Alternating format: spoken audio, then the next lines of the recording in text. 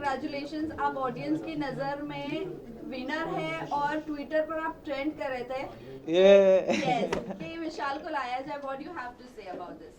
अब क्या लाया जाए, 2 ही दिन बचे हैं तो लाने का तो फ़ायदा नहीं है। खैर बट मैं बहुत ज़्यादा ग्रेटफुल हूँ कि बाहर आके मुझे दिखा है कि पब्लिक ने इतना प्यार दिया है मुझे।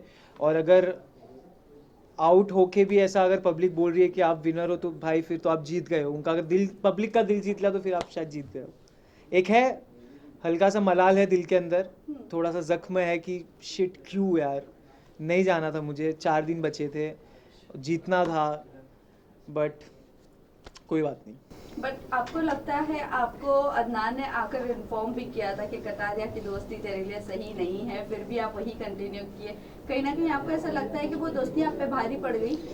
देखो मेरे को ऐसा लगता है ना कि अगर मैं ये ज़रूर मानूंगा कि उसको उधर मेरा साथ देना चाहिए था। अब जब मैं बाहर हूँ तो मैं इसके बारे में बात कर रहा हूँ। ज़रूर मानता हूँ, मैंने उसको भी बोला था कि मैं बाहर निकल के तेरे से बात करूँगा। बट जहाँ तक मैं बोल रहा हूँ ये चीज़ कि मैं अपनी दोस्ती एक इंस्टेंस पे जज नहीं करता। मैं, अगर मेरा दोस्त एक बार गलत किया है तो मैं उसकी 10 अच्छी चीज़ें भी देखता हूँ, तो आई गेस वो एक को हटा के मैं 10 अच्छी चीज़ों को अपने साथ रखना चाहता हूँ। विशाल, उसके अलावा अगर मैं बात करूं, जैसे अरमान ने आपके ऊपर थप्पड़ उठाया है, उसके बाद भी वो घर के अंदर है, क्या वो सही है? आपको लगता है कि वो फाइनल में दिखने चाहिए? अगर मेरे हिसाब से शो चलता तो वो तो बहुत एग्जैक्टली। जल्दी निकल जाते और मार खा के निकलते। लेकिन मेरे हिसाब से शो इवेंचुअली चलता नहीं तो पर आपने एक्शन नहीं लिया वहां पर कि बिग बॉस इसके ऊपर एक्शन लिया जाए, जैसे हमने हर सीजन में देखा है। देखो क्या होता है ना कि जब आपके ऊपर, जब पूरा घर आपके अगेंस्ट हो जाता है और आपका जब माइंड इतना प्रेशराइज हो जाता है और आपके साथ इतना बड़ा कांड हो जाता है और उस चीज़ को एक स्पेशल केस दे दिया जाता है ना, तो कहीं ना कहीं आप अपने आप पे सेल्फ डाउट करने लगते हो कि क्या कहीं मैं ही तो गलत नहीं था। और मैं उस टाइम पे इतना ब्लॉक हो चुका था माइंड से, मतलब मैं टूट चुका था। मैं बेसिकली, मैं दिल से बोल रहा हूँ ये सारी चीज़ें कि मैं, मेरे को कुछ, जी मेरा कॉन्फिडेंस जो मेरा था स्टार्ट से, मेरा फोकस सब गायब हो चुका था। तो मैं था वहाँ पे बट मैं नहीं था, तो I was just zoned out. उसके बाद भी आपके घर वालों को बहुत सारी चीजें गलत भी बोली गई है, अरमान ने गलत बोला है, उसको लेकर क्या कहना चाहोगे आप? खैर वो बात तो मैं इधर आके देखा, मैंने बाहर आके देखा। अगर मैं उस वक्त वहाँ पे रहता हूँ जिसने मेरे बाप के बारे में वो चीज़ बोली, तो मैं उसको ये चीज़ बिल्कुल प्रॉमिस करता हूँ कि वो बहुत ज़्यादा, जितना उसने मेरे को मारा उससे ज़्यादा ज़ोर से खा के और मैं घर में उसको मार खाता और मैं फिर घर से निकल जाता और मेरे को फिर कोई मलाल नहीं रहता। बट खैर उससे तो उसकी नीयत दिख जाती है, उसकी वो कैसा इंसान है वो समझ में आ जाता है कि अगर किसी के माँ बाप पे आप जाके कमेंट कर रहे हो तो आप कितने नीच किस्म के इंसान हो वो दिख जाता है। बट विशाल, थप्पड़ वाले इंसिडेंट के बाद मैं आपको हैट्स ऑफ करना चाहूँगी जिस तरीके से आपने उस पूरी चीज़ को मैनेज किया है। बहुत ही अच्छी तरीके से मैनेज किया। जैसे कि आपने कहा कि मैं बहुत मतलब मेरा कॉन्फिडेंस गिर गया था, पेरेंट्स के आने के बाद में कितना रिलीफ मिला एंड कितना कॉन्फिडेंट गेन कर पाया? बहुत, मतलब 2-3 दिन तो ऐसा था कि मतलब मैं सोच रहा था कि शिट यार ये क्या हो गया मेरे साथ बाहर क्या हो रहा होगा, मेरे जनता, मेरे दोस्त, मेरी फैमिली क्या सोच रही होगी मेरे बारे में। अंदर से मुझे मालूम था ये चीज़, अंदर से मुझे एक आवाज़ आ रही थी, मेरा इंट्यूशन था कि मेरे इंटेंशन गलत नहीं थे और मेरे वर्ड्स भी गलत नहीं थे। बट क्योंकि इतने लोगों ने, मेन इसमें मैं बोलना चाहूँगा पायल को, बुद्धिहीन चालें उन्होंने करके गई हैं। जब आपको कुछ मालूम नहीं है, आप एक बारी पढ़ाई करके आओ, आप नेशनल टेलीविज़न पे कुछ बोल रहे हो तो आप उसके बारे में स्टडी करके आओ, आप देखो कि मैं क्या सही बोल रही हूँ। और क्योंकि मैंने वर्ड निकाला भी था कि मैंने सुंदर बोला था, तो उन्होंने उसको ही बोली नहीं तुमने ये नहीं बोला था। खैर तो 2-3 दिन में लॉस्ट रहा, लेकिन फिर मुझे एक चीज़ समझी कि नहीं, मुझे स्ट्रांग होना है मेरे घर वालों के लिए, मुझे गेम पे फोकस करना है। और उसके बाद जब मेरे मम्मी पापा आए तो जी बिल्कुल मेरा बहुत ज़्यादा कॉन्फिडेंस ऊपर हुआ। और मैं सोच लिया अगर मेरे ऑडियंस और मेरे माँ बाप सही समझ रहे तो मुझे घंटा फिर किसी से फ़र्क नहीं पड़ता। लेकिन इस पूरे इंसिडेंट में लवकेश ने आपको बैक स्टेप किया है, उसके बावजूद आपकी और लवकेश की दोस्ती जो है वो कायम रही एंड एक टास्क के दौरान आप दोनों ने ही एक दूसरे की पोल खोली। कहीं ना कहीं मन में एक ग्रज आपके था लवकेश को लेकर जो आप दोस्ती के लिए दबा कर बैठे थे? नहीं, मुझे कभी ग्रज नहीं था जी। ये चीज़ मुझे बुरी ज़रूर लगी थी कि मैं चाहता था वो मेरा स्टैंड ले वो जगह, और एक चीज़ जो मैंने बोली थी कि अच्छे इन अ गुड वे मैंने बोला, वो चीज़ मैं चाहता था वो क्लियर करे। बट खैर मैं ये भी उसको देता हूँ कि बहुत प्रेशर था वो टाइम पे। और जैसे बोला अभी भी, उसने कल मीडिया इंटरव्यू में बोला कि कुछ चीज़ें जैसे 4 घंटे पहले की भी बातें याद नहीं रहती, बिग बॉस के घर में हज़ारों बातें होती हैं। तो मेरा ये बोलना था, अगर तेरे को नहीं अच्छे से तू बोल देता कि मुझे अच्छे से स्टेटमेंट नहीं याद है जो भी है, बट जहाँ तक रही बात टास्क की, तो टास्क में मैं ये बोलना चाहूँगा कि यार वो एक टास्क था, हमको करना था, उसके बाद भी हम खुश नहीं थे उस चीज़ से जो हमें करना पड़ा था। और हमारे पास ये बहुत अलग किस्म की एक अजीब सा टास्क आ गया था हमारे पास, हमको करना पड़ा, क्योंकि बिग बॉस ने क्लियर शब्द में लिखा था कि ये मजाक नहीं है, आपको ये टास्क करना है। तो फिर भी लेकिन वीकेंड पे सुनाया गया कि टास्क में दोस्ती तो करो तो भी दिक्कत, ना करो तो भी दिक्कत, तो वो हो गया था। तो मैं और मकबूल तो रेडी रहते थे हर वीकेंड के वार पे कि चलो भाई अपने को बैठना है, अपने को सुनना है। तो नहीं, बट जहाँ तक रही बैक स्टैबिंग की, तो मैं ये बहुत कड़क शब्द है बोलने के लिए, मैं ये नहीं यूज़ करना चाहूँगा। जैसे मैंने बोला ये चीज़ कि मेरा दोस्त था और दोस्त रहेगा। विशाल, कल आपसे के जानना प्रेस कॉन्फ्रेंस को लेकर आपका क्या कहना है, क्योंकि आपके मुद्दे को सबसे ज्यादा उठाया गया है और अरमान को बैश किया गया है थ्रू मीडिया। तो मैं इस पे एक स्टोरी भी डाला था, मैं एक चीज़ यहाँ पे रिपीट करना चाहता हूँ, जो जगह आप नहीं हो वो जगह पे भी अगर आपके नाम की गूंज मच रही है तो आपने ज़िंदगी में कुछ सही करके आए हो शो में। क्या बात है विशाल, आपसे जानना चाहूंगी, रणवीर शौर्या ने भी काफी आपसे फाइट हुई है आप दोनों के बारे में, निकलने के बाद भी काफी ज्यादा वो ग्रुप खुश नजर आई। तो आप बताना चाहें रणवीर शौर्या की गेम जिस तरीके से वो सामने वाले को चिप करा देते, इवन जो अनदर कंटेस्टेंट्स है वो कहीं ना कहीं उनके एज, उनके एक पर्सनालिटी को देख के एक रिस्पेक्ट करते हुए चुप हो जाते हैं, आपको क्या कहना है उनके बारे में? रणवीर सर का मेरे को ये लगता है ना कि रणवीर सर बहुत चालाक है, वो सुमड़ी में इधर उधर की बातें करके निकल जाते हैं। हालांकि मैं उनकी बहुत इज्जत करता हूँ जिस हिसाब से वो गेम खेल रहे हैं, जिस हिसाब से उन्होंने टास्क परफॉर्म किया है, जितना ईयर का उनका एक्सपीरियंस है, उनका हार्डवर्क है, वो मैं रिस्पेक्ट करता हूँ। लेकिन आप अगर हम अब छोटों से एक्सपेक्ट करते हो इज्जत, तो क्या आपका ये फ़र्ज़ नहीं बनता कि छोटे भी आपके साथ एक नेशनल टेलीविज़न पे मेहनत करके आप उनको भी इज्जत दो?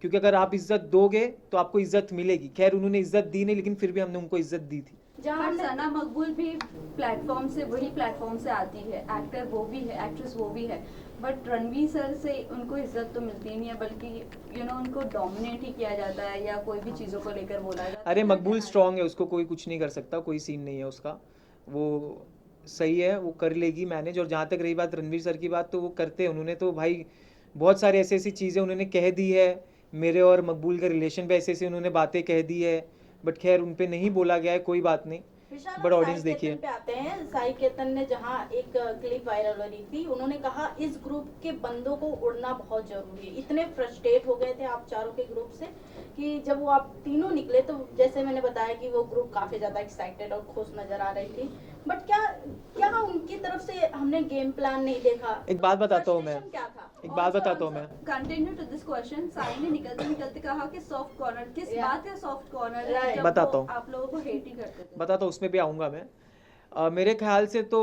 आप अगर ये सारी चीज़ें देखो तो एक चीज़ से ये समझ सकते हो कि भाई उनकी फट गई थी लिटरली, हम चारों से सब घर वालों की फटती थी कि भाई अगर ये नहीं जा रहे यहाँ से, इनको तिगड़म करके निकालना पड़ेगा, क्योंकि अगर इनको तिगड़म करके नहीं निकाले तो ये आखिरी तक नहीं हिलने वाले।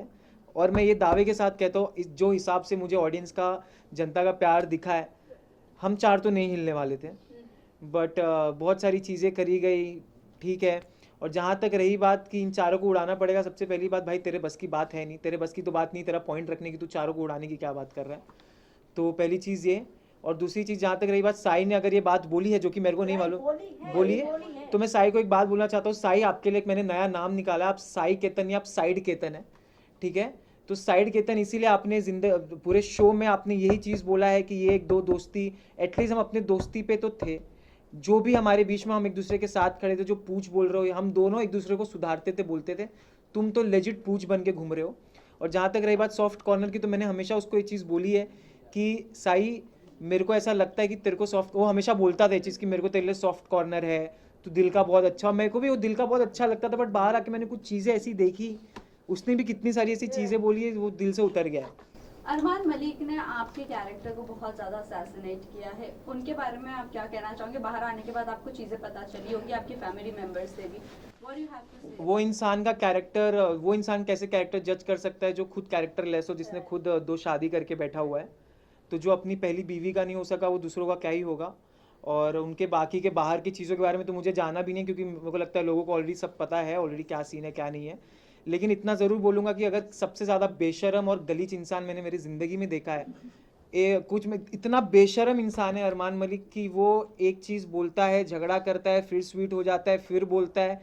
क्योंकि मैंने हमेशा ये चीज़ बोला है कि सारी चीज़ें उसकी कैलकुलेटिव रही है, और हर एक चीज़ भले वो झगड़ा हो, भले उसको क्या बोलना है, हर एक चीज़ कैलकुलेटिव है। अगर मुझे मालूम होता उसके तो मैं भाई उससे तो कभी मैं बात उससे तो खैर मेरे को बात करना भी उससे मेरे को गवारा नहीं है।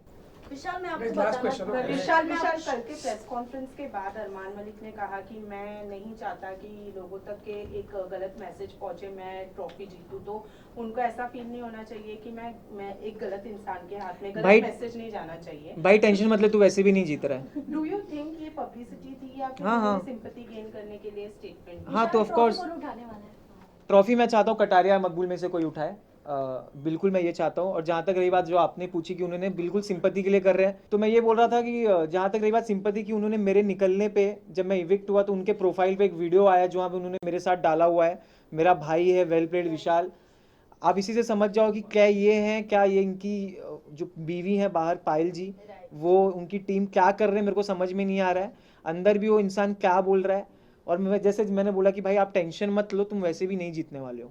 लास्ट में निकलते हुए आप हक करके निकले थे अरमान को, दिल में क्या चल रहा था? विशाल इतने प्यार से हक किया था आपको। प्यार से नहीं, खैर उन्होंने मुझे भूल चूक माफ बोला था निकलते टाइम, जब उन्होंने मेरे को हक किया था तो भूल चूक माफ, ठीक है।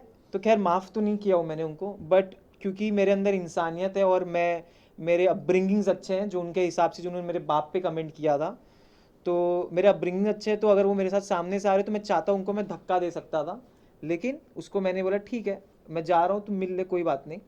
बट हेट और जो डिसलाइकिंग है वो तो मेरे दिल से कभी नहीं विशाल, मैं जाएगी। आपसे पूछना चाहूंगी, आप बाहर आके पायल के वीडियोस तो देखे होंगे, जैसे आपने कहा कि जब वो शो पे आई थी वीकेंड के वार पे, तो उन्होंने आपको बोला कि एक माँ है, ऐसे कैसे बोल सकते हो। बट ये सब होने के बाद वो बाहर मीडिया को इंटरव्यू देते हुए नजर आती हैं कि हमें जो क्लिप दिखाई गई वो गलत दिखाई गई। इवन वड़ा पाव वाली की बात करें तो उन्होंने भी बहुत कुछ बोला कि हमें अनकंफर्टेबल होता है विशाल के सामने। हाँ तो अच्छा अनकंफर्टेबल हो रहा था इसलिए निकल गई ना घर से फिर। बाहर आने के बाद वो चीजें वो लोग इतने मैनिपुलेट से बोल रहे हैं कि हमें जो चीजें दिखाई गई हमें उस नजरिए से हमने बात किया, बट अभी हम सॉरी बोलते हैं विशाल को। उन्होंने सॉरी भी बोला है, बट और फिर आके बाहर पलट गई ना। राइट। तो अभी पायल का जो डिवोर्स चल रहा है कि मैं डिवोर्स देने वाली हूँ, आपको क्या लगता है फेक ये सब जो हाइप बढ़ाने के लिए हो रहा है? हाइप बढ़ नहीं रही है भाई, घट ही रही है। हाइप उससे कुछ भी नहीं हो रहा, वो लोग उल्टा और गलत ही साबित हुए जा रहे हैं। जितना कर रहे हो उतना दलदल में फंस रहे हैं। और जहाँ तक रही बात चंद्रिका की, अनसेफ हो रहा था इसलिए तुम निकल चुके हो घर से, अभी तुम सेफ घूमो, तुम्हारा कोई दिक्कत नहीं है। चंद्रिका ने ऐसा कहा है कि उन्हें रिग्रेट है कि उन्होंने आपको सॉरी बोला है। आपको रिग्रेट होना चाहिए कि आप शो में आए हो, बस उससे ज़्यादा कुछ नहीं बोलूँगा मैं, क्योंकि वो बंदी का ना एक मुद्दा था ना एक स्टैंड था, अपने पॉइंट्स पे क्लियर नहीं थी, अपने ना कोई किचन है, पट्टी है, मेरे आंखों पे पट्टी है, ये है वो है, बस उसमें ही लगी थी।